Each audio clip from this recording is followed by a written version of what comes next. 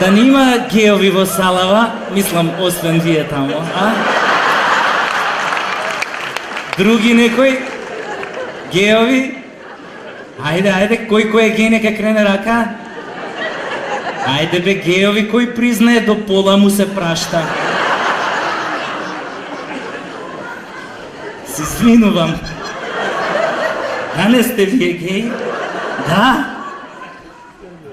Мојот број е 223-305. А вие да не сте гей? Комса? Баш супер. Баш супер што има геови во Салава. Уствари, да бидеш гей денес тоа е престиж. Зашо гей не е исто што и педер. Кој ќе ти каже некој гей, како да ти дал благородничка титула. Се осеќаш као витез. Сте виделе педери у владата? Па у владата нема педери. Сите се геови. Пардон, се извинувам. Сите се витези на дркалезната маса. Уствари, која си гей, тој има одредени предности. Например, сте виделе сиромашен гей? Не. Сте виделе невработен гей? Не. Сте виделе гей што нема пари да си ги плати сметките од топлификација и ова е Евана? Нема. И стварно понекогаш ме нервираат овие нашиве геови тука што како некои пешковци се жала дека се граѓани од втор ред. Се извинам, а вие у вториот ред како се осеќавате? У Македонија луѓето погрешно мислат дека педерот 3 пути се станува. Тоа не е точно. Еве јас станав педер уште од првиот пут. Ама јас сум роден да бидам педер. Ама има некои што не се раѓаат као педери, туку стануваат такви чекор по чекор. Да кажеме у 100 чекори.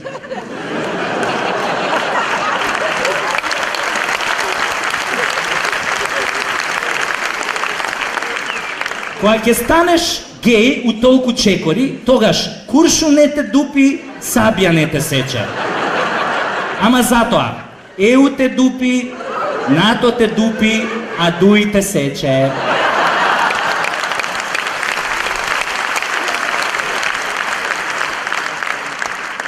Инако јас сум се родил под многу интересни сомнителни околности. И тие околности некако ја одредија мојата гей судбина. Уствари, јас 2 пати се родив. Мајка ми, знам, беше била трудна, ја не знам, него била трудна, ми кажувале. Тамо негде 8,5 месеци, било зима, се враќале со татко ми од гости, не работел лифтот, зеле пешки да се качуваат нагоре и некаде на 10-тиот кат на мајка ми пука во дењакот, ја фаќаат болови, легно е тука на скалите и почиња да ме пораѓа.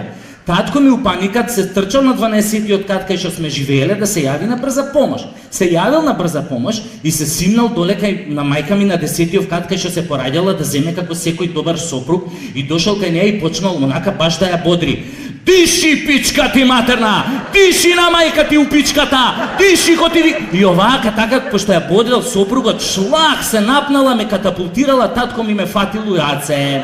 И ко ме видел таков целиот мусав и крвав, се исплашил многу, а брзата помош ја немало, го фатило паника да не настинам. И замислете, наместо да ме... И решил да ме врати таму од кај што сум дошол. Арно ама, у паниката, наместо да ме вратил на мајка ми пичката, тој путал и ме набутал у она погрешното место. За малку ке сум се угушал. Сега дошле овие од брзата помош и ме извадиле. Ете така 2 пати сум се родил.